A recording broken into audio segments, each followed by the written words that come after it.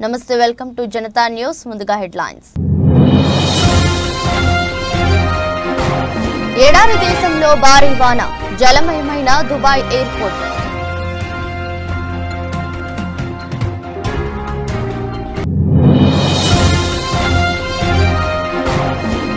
రామ్లల్లాకు దివ్యాభిషేకం అయోధ్యలో ఘనంగా నవమి వేడుకలు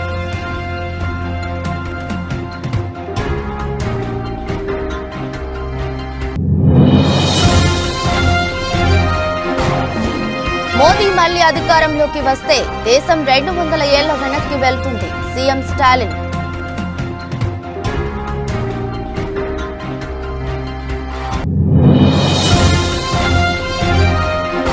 రౌడీయిజం కబ్జాలను ఉక్కుపాదంతో అణచివేస్తా వైసీపీ ఎమ్మెల్యే అభ్యర్థి ఆదాల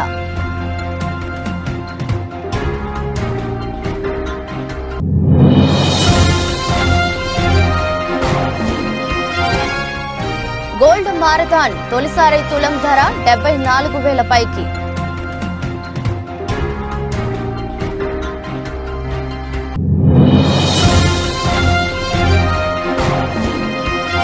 కోల్కతాపై రాజస్థాన్ సంచలన విజయం బట్లర్ సూపర్ సెంచరీ ఎడారి దేశమైన దుబాయ్లో మంగళవారం భారీ వర్షాలు కురిశాయి. దీంతో వరదలు పోటెత్తాయి. నిత్యం ఎంతో రద్దీగా ఉండే నగరాన్ని భారీ వర్షాలు ముంచెత్తాయి. వర్షాలకు దుబాయ్ అంతర్జాతీయ విమానాశ్రయం ప్రపంచంలోనే అత్యంత రద్దీగా ఉండే విమానాశ్రయంలో రాకపోకలు తీవ్రంగా ప్రభావితమవుతున్నాయి. ఎప్పుడు ఎండలు అధిక ఉష్ణోగ్రతతో అల్లాడే దుబాయ్లో ఒక్కసారిగా భారీ వర్షాలు వరదలతో అల్లాడిపోయింది. ఇక్కడ ఏడాదిలో నమోదయ్యే వర్షపాతం 24 గంటల్లోనే కురిసింది. గత 75 ఏళ్లలో ఎన్నడూ లేని విధంగా మంగళవారం జడివాన కురిసింది. దీంతో రోడ్లన్నీ జలమయమయ్యాయి. ప్రపంచ వ్యాప్తంగా అత్యధికంగా రద్దీ ఉండే విమానాశ్రయాల్లో ఒకటైన దుబాయ్ విమానాశ్రయం వర్షాలతో అనేక విమానాలు మళ్లించాల్సి వచ్చింది. దుబాయ్ ఎయిర్పోర్టులో సాధారణంగా సాయంత్రం 100 విమానాలు తిరుగుతాయి. వాతావరణ మార్పుల కారణంగా విమానాలన్నింటినీ మళ్లించారు. అయోధ్యలో శ్రీరామనవమి వేడుకలు ఘనంగా సాగుతున్నాయి. అయోధ్యలో నూతనంగా నిర్మించిన రామ మందిరంలో బాలరాముడి ప్రాణ ప్రతిష్ఠ తర్వాత తొలి శ్రీరామనవమి కావడంతో వేడుకలను ఆలయ అధికారులు ఘనంగా నిర్వహిస్తున్నారు. ఇందులో భాగంగా ఉదయం 3:30 బ్రహ్మముహూర్తంలో స్వామివారిని మేల్కొల్పారు. మంగళహారతి దివ్యాభిషేకం నిర్వహించి ప్రత్యేక పూజలు చేశారు. అనంతరం భక్తులకు స్వామివారి దర్శన భాగ్యం కల్పిస్తున్నారు. ఇవాళ నవమి సందర్భంగా రాత్రి 11 గంటల వరకు రామ్లల్లా దర్శనాలు కొనసాగనున్నాయి. మరోవైపు ఈరోజు మధ్యాహ్నం 12:16 సూర్యకిరణాలు బాలరాముడి నుదుటన తిలకంగా 4 నుంచి 5 నిమిషాల వరకు కనిపించనున్నాయి. ఇవాళ ఉదయం పూజకు సంబంధించిన ఫోటోలను ఆలయ ట్రస్ట్ ఎక్స్ వేదికగా దేశ ప్రజలతో పంచుకున్నారు. ప్రధానమంత్రి నరేంద్ర మోదీపై తమిళనాడు ముఖ్యమంత్రి డీఎంకే అధినేత ఎంకే స్టాలిన్ తీవ్ర స్థాయిలో విమర్శలు గుప్పించారు. కేంద్రంలో ప్రధాని మోదీ మళ్లీ అధికారంలోకి వస్తే దేశం 200 ఏళ్లు వెనక్కి వెళ్తుందని వ్యాఖ్యానించారు. లోక్సభ ఎన్నికల ప్రచారంలో భాగంగా డీఎంకే అభ్యర్థి టీఆర్ బాలుకు మద్దతుగా శ్రీ పెరంబుదూరులో జరిగిన ర్యాలీలో సీఎం పాల్గొని ప్రసంగించారు. కేంద్రంలో ప్రధాని మోదీ మళ్లీ అధికారంలోకి వస్తే దేశం 200 ఏళ్లు వెనక్కి వెళ్లిపోతుంది, చరిత్ర తిరగరాస్తుంది. అదేవిధంగా సైన్స్ కూడా వెనక్కి వెళుతుంది. అప్పుడు మూఢనమ్మకాలతో కూడిన కథలకు ప్రాధాన్యత ఏర్పడుతుంది. డాక్టర్ బిఆర్ అంబేద్కర్ రాజ్యాంగం ఆర్ఎస్ఎస్ నియమాలతో నిండిపోతుంది. అలా జరగకూడదంటే దీనికి వ్యతిరేకంగా ఓటు వేయడం ఒకటే ఆయుధమని వ్యాఖ్యానించారు. నెల్లూరు రూరల్ నియోజకవర్గంలో శాశ్వతంగా రౌడీయిజం కబ్జాలు లేకుండా ఉక్కుపాదంతో అణచివేస్తానని నెల్లూరు రూరల్ ఎమ్మెల్యే అభ్యర్థి ఆదాల ప్రభాకర్ రెడ్డి స్పష్టం చేశారు. నెల్లూరు రూరల్ నియోజకవర్గ ఇన్ఛార్జిగా బాధ్యతలు తీసుకున్న సంవత్సర కాలంలో ఎక్కడా కూడా రౌడీయిజం కబ్జాలు ఆక్రమణలు వివాదాలు దౌర్జన్యాలు లేకుండా ప్రజలు కోరుకునే శాంతియుతమైన ప్రశాంత వాతావరణంలో సుపరిపాలన అందించానని రూరల్ ఎమ్మెల్యే అభ్యర్థి ఆదాల ప్రభాకర్ రెడ్డి చెప్పారు. నా హృదయపూర్వక నమస్కారాలు తెలియజేసుకుంటూ నేను సంవత్సరం క్రితం ఈ రూరల్ నియోజకవర్గ బాధ్యతలు చేపట్టిన తర్వాత ఈ ప్రాంత అభివృద్ధికి రూరల్ నియోజకవర్గంలో ప్రతి డివిజన్లో ప్రతి పల్లెటూరులో కూడా నా శాయశక్తుల కృషి చేసి వీలైనంత ఎక్కువ నిధులు తీసుకొచ్చి దగ్గర 150 కోట్ల రూపాయలతో పనులు చేయడం జరిగింది.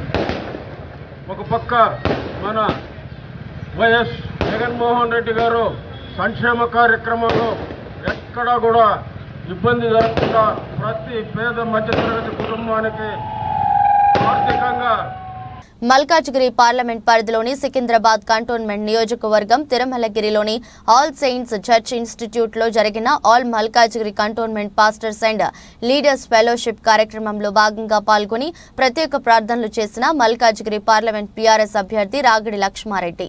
ఈ సందర్భంగా బిషప్ పాస్టర్స్ ఎన్నికల్లో విజయం సాధించాలని ప్రార్థనలు చేశారు.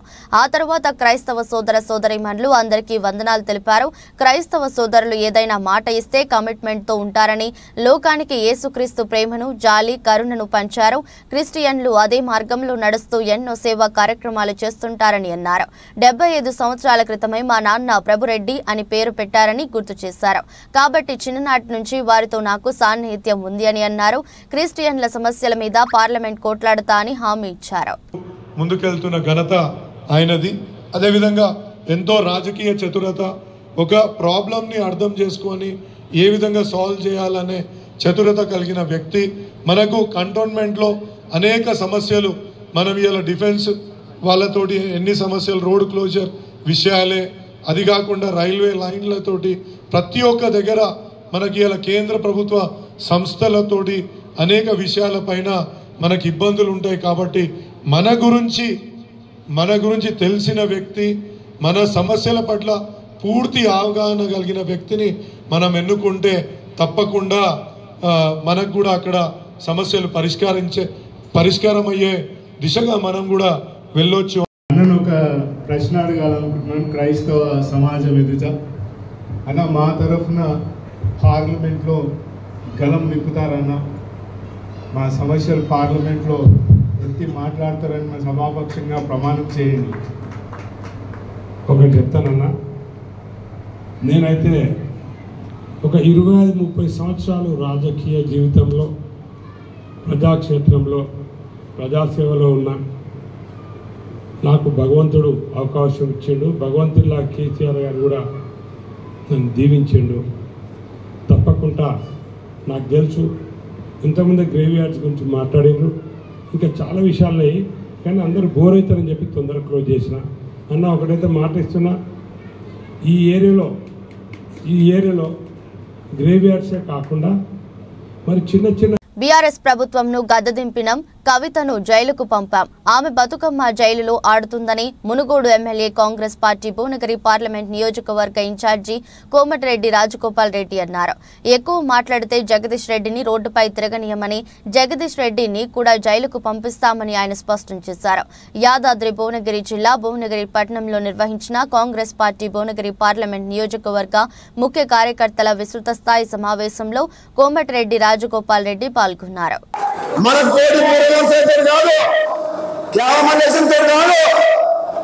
నాకు అని వెళితే పోటీ ఎలక్షన్ భువనగిరి కాంగ్రెస్ కు మునుగోడు కాంగ్రెస్ కు పోటీ. మరి మీరు ఇద్దరు ఏం మెజార్టీ ఇస్తారో ఇప్పుడు చూస్తారు. 1,00,000 మెజార్టీ గెలిపారే. మొత్తం 1,00,000 కాదు. భువనగిరి నియోజకవర్గంలో పార్లమెంట్ అభ్యర్థికి ఇక్కడ ఒక్క దగ్గర 1,00,000 ఓట్ల మెజార్టీ తీసుకురావాలి. మా మునుగోడు వాళ్ళకు కూడా అదే పెడుతున్నా, ఛాలెంజ్ పెడుతున్నా, మేము పెడుతున్నాం. మీకైతే ఈజీ. ఇంకా రాజశేఖర్ రెడ్డి చేతులు ఎత్తేసింది కనబడుతుందా? మధ్యలో లేదు. మధ్యలో కాంగ్రెస్ లోకి వస్తే టికెట్ ఇస్తే కాంగ్రెస్ లోకి వస్తున్నాడు. పోయి సేవలకి చూసింది టికెట్ ఇవ్వని చెప్పి వస్తే పార్టీలకు వస్తే తీసుకుంటాం, కానీ ఎవరు వచ్చినా కాంగ్రెస్ పార్టీ తీసుకుంటాం, కానీ టికెట్ మాత్రం ఇవ్వం. ఎన్నో ఏళ్ళ నుంచి కష్టపడుతున్న సోదరుడు యూత్ కాంగ్రెస్ ఎన్ఎస్ఏ నుంచి 20 ఏళ్ళలో కష్టపడుతున్న సోదరునికి వచ్చింది టికెట్.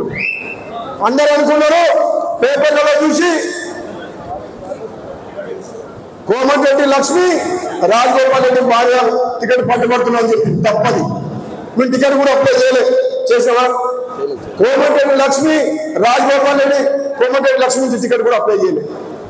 గతంలో నేను మా సోదరుడు వెంకటరెడ్డి చేసిన సేవలను దృష్టిలో పెట్టుకొని భువనగిరి పార్లమెంట్ ప్రజలలో చర్చ వచ్చింది. కోమటిరెడ్డి కుటుంబం అయితే బాగుంటుందని చెప్పి అది కాంగ్రెస్ పార్టీ అధిష్టానం చర్చించింది. మొదటి నుంచి కూడా సోదరుడే లైన్లో ఉన్నాడు చామలపల్లి కుమారెడ్డి. చాలా మంది నా దగ్గర టికెట్ దాకా వచ్చిండ్రు, అడిగిండ్రు మీరైతే బాగుంటుంది, మీరు వస్తారా మీ మిసెస్ వస్తా అంటే మేము లేవని చెప్పిన పోటీలో. కానీ చర్చ జరిగింది, పేపర్లో వచ్చింది వాస్తవం, ప్రజలు ఓడుకున్న మాట వాస్తవం, సర్వే చేస్తూ వచ్చింది మాత్రం. కానీ నేను మాత్రం ఏం చెప్పినంటే నాకు 20 ఏళ్ళ నుంచి పరిచయం. 2009 నేను ఎంపీగా వచ్చినప్పుడు ఆనాడే యూత్ కాంగ్రెస్ టికెట్ అడిగింది చామల కిరణ్ కుమార్ రెడ్డి. అప్పటి నుంచి కష్టపడుతున్నాం. ఈ రోజు అధిష్టానం ఏ బాబు ముఖ్యమంత్రి వైఎస్ జగన్మోహన్ రెడ్డికి ప్రజల్లో వస్తున్న ప్రజాదరణ చూసి ఓర్వలేక భౌతిక దాడులకు పాల్పడుతున్నారని వైఎస్ఆర్సీపీ భీమిలి నియోజకవర్గం ఎమ్మెల్యే అభ్యర్థి అవంతి శ్రీనివాస్ అన్నారు. ఆదివారం ఉదయం అవంతి నివాసంలో భీమిలి నియోజకవర్గం నుంచి పెద్ద ఎత్తున ప్రతిపక్ష పార్టీలకు సంబంధించిన కార్యకర్తలు అవంతి సమక్షంలో పార్టీలో చేరారు. అవంతి శ్రీనివాస్ మీడియాతో మాట్లాడుతూ ముఖ్యమంత్రిపై దాడికి పాల్పడ్డ వారిని కఠినంగా శిక్షించాలన్నారు.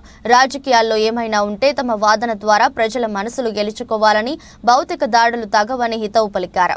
ఆయన త్వరగా కోలుకొని ప్రజల మద్దతుతో మళ్లీ ముఖ్యమంత్రి అవుతారని తెలిపారు.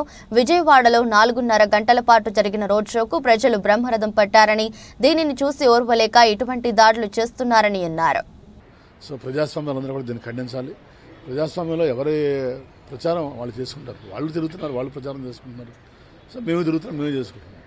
సో వాళ్ళ వెర్షన్ వాళ్ళు అంటారు, మా వెర్షన్ మేము చెప్తాం. అల్టిమేట్గా ప్రజలు నిర్ణయిస్తారు. ప్రజా తీర్పు మనందరం కూడా గౌరవించాలి. అంతేగాని ఈ రకంగా దుర్మార్గపు చర్య, పాశవిక చర్యలు చేసి, దాడులు చేసి, మానసిక స్థైర్యాన్ని దెబ్బ కొట్టాలి, ఈ యాత్రను అడ్డుకోవాలి అనుకునే విధంగా వాళ్ళు చేయడం చాలా దుర్మార్గం. తాత్కాలికంగా వాళ్ళు ఆనందం పొందగలరు, కానీ తప్పనిసరిగా భగవంతుడు ఉంటాడు, వాళ్ళు శిక్షిస్తాడు. అది ఎవరే చేస్తున్నా కానీ దాన్ని ఖండించాలి.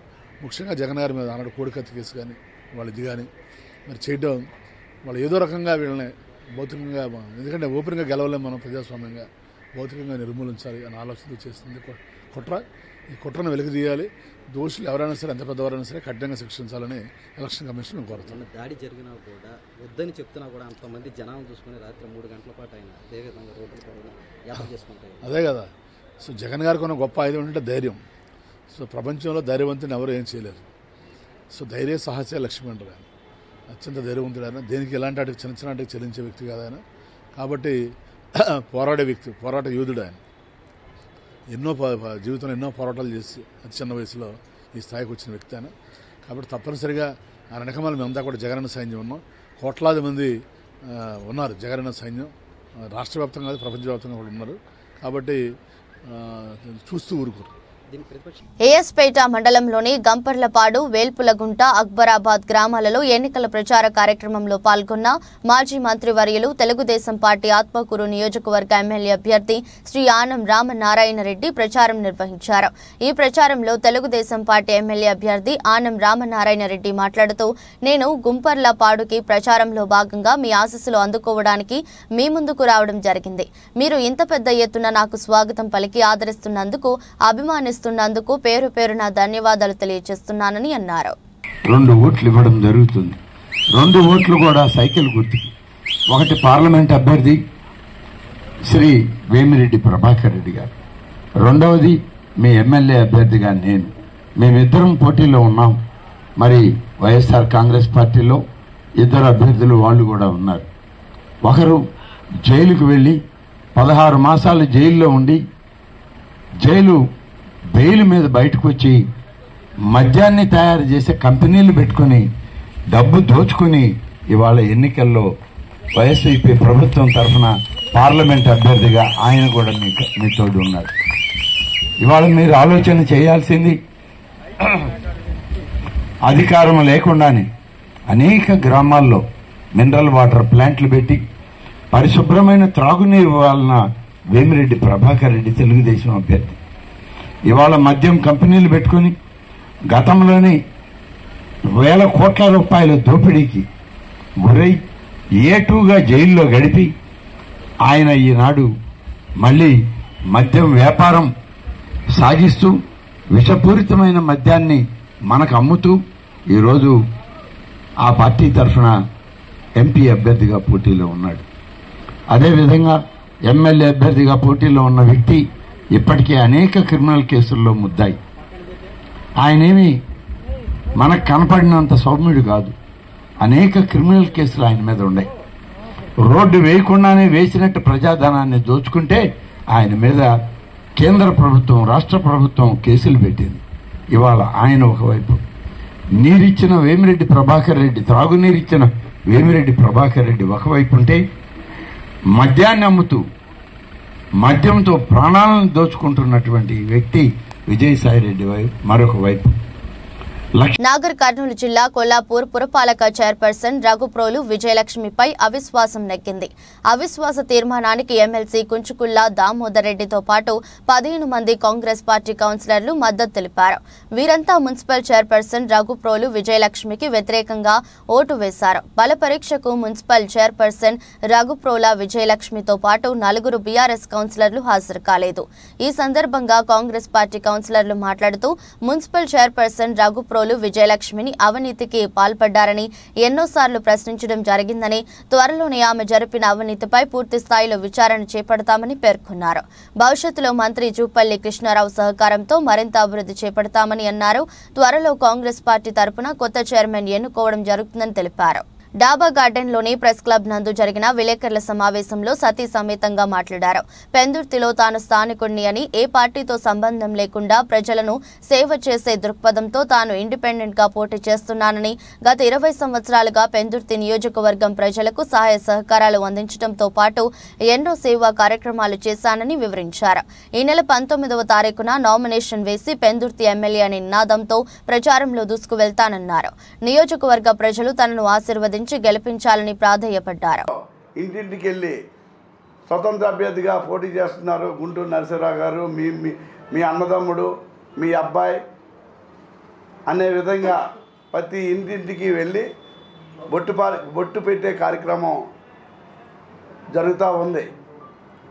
ఒక పక్క ప్రతి గ్రామంలోనూ నాకు హితులు సన్నిహితులు, నాకు అన్ని విధాల కలిసి వచ్చిన వాళ్ళు గత 30 సంవత్సరాల్లో కూడా నేను చేస్తున్న సేవలు గుర్తించి, బాబు నువ్వు నిలబడితే మేము ఇంకో పార్టీకే ఓటు వేయం, ఇది మన పార్టీ, మీరు గెలాలి, ఇక్కడ మీరు మామూలుగా చారిటబుల్ ట్రస్ట్ ద్వారా చేస్తున్న సేవలు కానీ, హాస్పిటల్ పెట్టి సేవలు చేస్తున్నది కానీ మేము అన్నీ వినియోగించుకున్నాం, మిమ్మల్ని ఈసారి తప్పకుండా ఎవరు వచ్చినా సరే, ఎక్కడి నుంచి వచ్చినా మీకే ఓటేస్తాం అనే ఒక శపథం చేసి, మీరు మాకేమీ డబ్బులు ఇవ్వక్కర్లేదు, ప్రతి ఊరు వెళ్ళేప్పుడల్లా మేము మీకు అన్ని స్వాగతాలు మేము పలికి మా సొంత ఖర్చులతో మిమ్మల్ని గెలిపించుకునే స్థాయి మేము తీసుకొస్తామని చెప్పి ఆనాటి దోనరావు సత్యనారాయణ గారికి ఏదైతే మాట్లాడారో అదే మాటలు నా చెవిలో వినిపించే కూడా.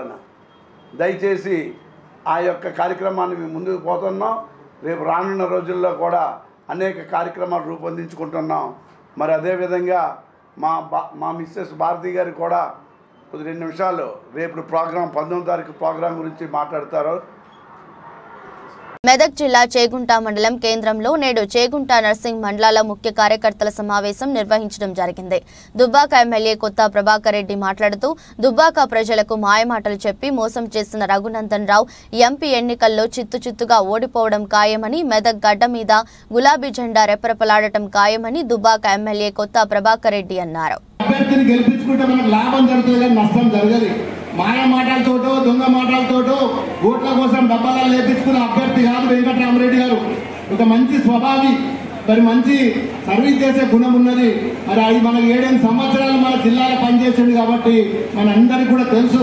ఇలా మల్లన్న సాగర్ కట్టిందంటే, కొండపోచమ్మ కట్టిందంటే, రంగనాయక సాగర్ కానీ అనంత సాగర్ కానీ ఇవన్నీ అభివృద్ధి చేసుకున్నామంటే మరి వెంకటరామరెడ్డి గారి పాత్ర చాలా కీలకమైనది. దయచేసి మరి సమయం ఎక్కువ లేదు కాబట్టి ఇంకా చాలా విషయాలు చెప్పేది ఉండే, మరి ఇప్పటికే కలిసి వాళ్ళ మంచి చెడు చూసుకొని వాళ్ళందరి సపోర్ట్తో ఇవాళ జిల్లాను దేశవ్యాప్తంగా ప్రఖ్యాతి చేసిన అవకాశం నాకు నా సహోద్యోగులందరూ కూడా ఇచ్చారు.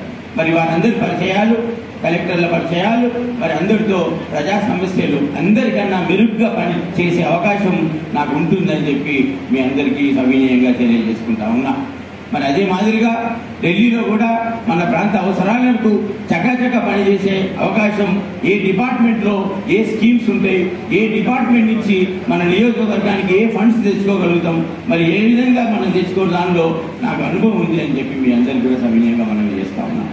అందుకొరకు ఇవాళ ఏదైతే బరిలో ఉన్న అభ్యర్థులు ఉన్నారో మీరు గ్రామాలకు వెళ్ళిన తర్వాత గ్రామంలో ఇందాక సతీష్ చెప్పినట్టుగా చర్చ పెట్టి, జెండా దగ్గర చర్చ పెట్టి ఛాయ్ దుకాణం దగ్గర చర్చ పెట్టి, శుభకార్యాలలో చర్చ పెట్టి, దుబ్బాక నుంచి వెనుకకు తిరిగి చూడకుండా తరిమి తరిమి తరిమి కొట్టిన ఓటర్లు మీరంతా. మరి మీరంత ధైర్యంగా తరిమి తరిమి తరిమి మళ్ళీ దుబ్బాక మారు అన్న మీరు మరి ఇవాళ మీకు నేను అండగా నిలుస్తా ఉన్నా. నేను అలాంటి వ్యక్తిని కాదు. ఏదైతే చేయగలుగుతానో, ఏదైతే నా అమ్మకానికి పెట్టిన 20 రోజుల ఆడ శిశువును కాపాడి నిందితులను అరెస్ట్ చేసిన మునగాల పోలీసులు సూర్యాపేట జిల్లా ఎస్పీ కార్యాలయంలో నిందితులను మీడియా ముందు ప్రవేశపెట్టిన జిల్లా ఎస్పీ రాహుల్ హెగ్డే మునగాల మండలం మొద్దుల చెరువు వద్ద శిశువును 3 లక్షలకు అమ్మకానికి పెట్టగా అడ్డుకున్న పోలీసులు 6 నిందితులు అరెస్టు, మరో 4 నిందితులు పరారీలు, రిమాండ్కు తరలింపు. ఈ బేబీ గర్ల్ని అమ్మడానికి ప్లాన్ చేసి ఉంటారు. దానికి రీజన్ ఏమంటే పావర్టీ, దాంతో ఏమన్నా డబ్బులు వస్తుంది. వీళ్ళకి 2 పిల్లలు, this the second baby. First baby కూడా కూతురే. సెకండ్ బేబీని సెల్ చేద్దాము, వాళ్ళు చూసుకోవడము కష్టమని అనుకోండి. వాళ్ళు ఊర్లో ఫస్ట్ వాళ్ళ రిలేటివ్ ఒకరు ఉంటారు, దుర్గా అని, వాళ్ళకి చెప్తారు. తర్వాత సైదమ్మ అని ఒక లేడీకి చెప్తారు. తర్వాత రాజు నాయక్ అని ఒక పర్సన్కి చెప్తారు. అక్కడి నుంచి నాగమణి అని ఒక ఏఎన్ఎం, సూర్యాపేట హాస్పిటల్లో పనిచేస్తున్న ఏఎన్ఎంకి చెప్తారు. నాగమణి ఈ విజయవాడలో ఉన్న విజయలక్ష్మి అండ్ అశోక్ కుమార్, వీళ్ళిద్దరిని పిలిపిస్తారు. వీళ్ళని పిలిపించి ఆల్మోస్ట్ 3 lakhsకి ఈ బేబీని అమ్మాలి అని అనుకుంటారు. దాన్ని బేబీ కరెక్ట్గా ఉందా లేదని చూడడానికి వస్తున్నప్పుడు మునగాలలో, ఇప్పుడు విజయవాడకు వెళ్తే మళ్ళీ డబ్బులు ఇస్తారో లేదో అని మునగాలలో మీటింగ్ ఏర్పాటు చేయడం జరుగుతుంది. సో దాంతో మన కస్టడీకి వీళ్ళందరూ వచ్చారు. దాంట్లో ఇప్పుడు 4 అబ్స్కాండింగ్లో ఉన్నారు, వాళ్ళని కూడా పట్టుకుంటాం. దీనికి ముందు A4 రాజు నాయక్, ఇతని పైన ఒక అల్వాల్లో సేమ్ కేసు 2018లో రిజిస్టర్ అయింది. A6 విజయలక్ష్మి, ఈమె ఏలూరులో ఈమె మీద కూడా సిమిలర్ కేసు రిజిస్టర్ అయింది. A9 కాపులను వైసీపీ ప్రభుత్వం వెచ్చించిందన్నారు. ఈడబ్ల్యూసీ రిజర్వేషన్ 5% అమలు చేయకపోవడం వల్ల కాపు విద్యార్థులు తీవ్రంగా నష్టపోతున్నారన్నారు. ఒక కాపు సబ్సిడీ రుణం కూడా ఇవ్వలేదని ఆరోపించారు. వైసీపీ ప్రభుత్వంలో వ్యవస్థలన్నీ సర్వనాశనం అయిపోయాయని ఆరోపించారు. రాష్ట్రం తిరిగి బాగుపడాలంటే దూరదృష్టి ఉన్న చంద్రబాబు నాయుడు వల్లే సాధ్యమని అన్నారు. జగన్మోహన్ రెడ్డి కాపులకు తీరని అన్యాయం చేశారని, ఎక్కువగా కౌలు రైతులు ఉన్న కాపు కులాన్ని కూడా అనగదొక్కేశారన్నారు. అక్షర క్రమంలో ప్రథమంగా ఉన్న ఆంధ్రప్రదేశ్ ఇప్పుడు అన్ని రంగాల్లో వెనుకబడిపోయిందన్నారు. అమలు చేయకుండా ఈ రకంగా దుర్మార్గం చేయడం ఎంతవరకు సమంజసమో కాపు, తెలగ, బలిజ, ఒంటరి కులాల ప్రజానీకం కూడా ఆలోచన చేయాలి. ఆ సమయం ఇప్పుడు వచ్చింది కాబట్టి ఈ ప్రభుత్వానికి ఏ రకంగా బుద్ధి చెప్పాలన్నది మీరందరూ నిర్ణయం తీసుకోవాలని చెప్పేసి కూడా మీ ద్వారా ఈ సమాజానికి, కాపు సమాజానికి విజ్ఞప్తి చేస్తూ ఉన్నాం. ఇదే కాకుండా, ఎందుకంటే కాపులు ఒక్కరే కాదు, సమాజంలో అన్ని కులాలు కూడా ఉండవలసిన సమాజం కాబట్టి సమాజంలో అన్ని వర్గాలకి ఏ రకంగా నష్టం జరిగింది, అసలు రాష్ట్ర భవిష్యత్తు ఏ రకంగా దెబ్బతిన్నదనేది ఆలోచిస్తే రాష్ట్ర ప్రధాన అంశాలైనటువంటి రాజధాని కానీ, పోలవరం ప్రాజెక్టు కానీ ఈ రెండూ కూడా పూర్తిగా నాశనం చేశారు. దాదాపు 2 లక్షల కోట్ల ఒప్పందాలతో ఆ రోజున రాజధాని ప్రధానమంత్రి మోడీ గారి చేతుల మీదుగా శంకుస్థాపన చేసినటువంటి రాజధానిని పూర్తిగా నిర్వీర్యం చేశారు. అభివృద్ధిని తొంగలో తొక్కేశారు. అక్కడ రాజధాని ప్రాంతం అంతా కూడా శ్మశానం చేశారు. 3 రాజధానులు అని చెప్పి 3 ముక్కల రాజధాని చేశారు. ఎక్కడా లేని విచిత్ర వైఖరి. ఇదే కాదు, ఇప్పుడు కొత్తగా మళ్ళీ హైదరాబాదు ఇంకో 10 సంవత్సరాలు గోల్డ్ మార్కెట్ రోజుకో రికార్డుతో షేక్ చేస్తుంది. మునుపెన్నడూ లేని విధంగా బంగారం ధరలు సరికొత్త స్థాయిలో కదలాడుతున్నాయి. మరి మంగళవారం పుత్తడి విలువ ఏకంగా 74,000 పైకి చేరింది. హైదరాబాద్లో 24 క్యారెట్ 10 గ్రాముల ఆల్ టైమ్ హైని తాకుతూ తొలిసారి 74,130గా నమోదైంది.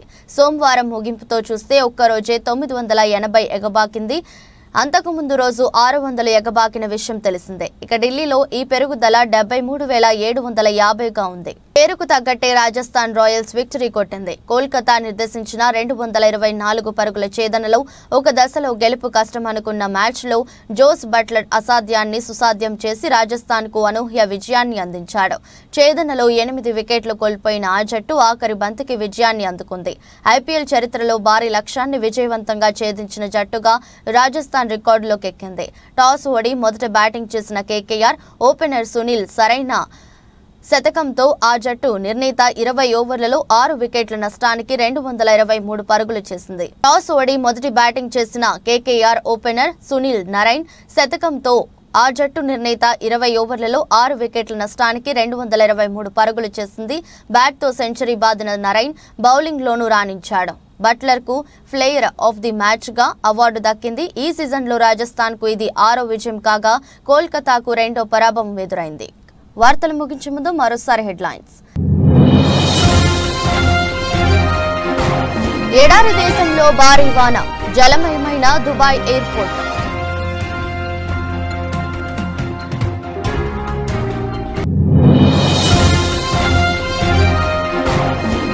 రామ్లల్లాకు దివ్యాభిషేకం, అయోధ్యలో ఘనంగా నవమి వేడుకలు.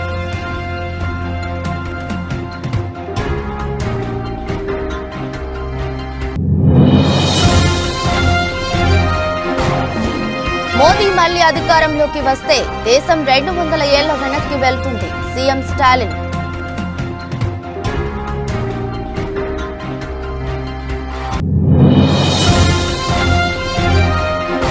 రౌడీయిజం కబ్జాలను ఉక్కుపాదంతో అణచివేస్తా, వైసీపీ ఎమ్మెల్యే అభ్యర్థి ఆదాల.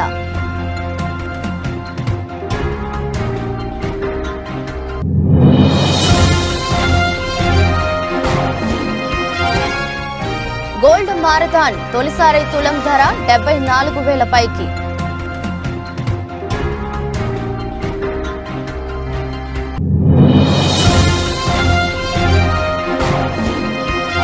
కోల్కతాపై రాజస్థాన్ సంచలన విజయం, బట్లర్ సూపర్ సెంచరీ.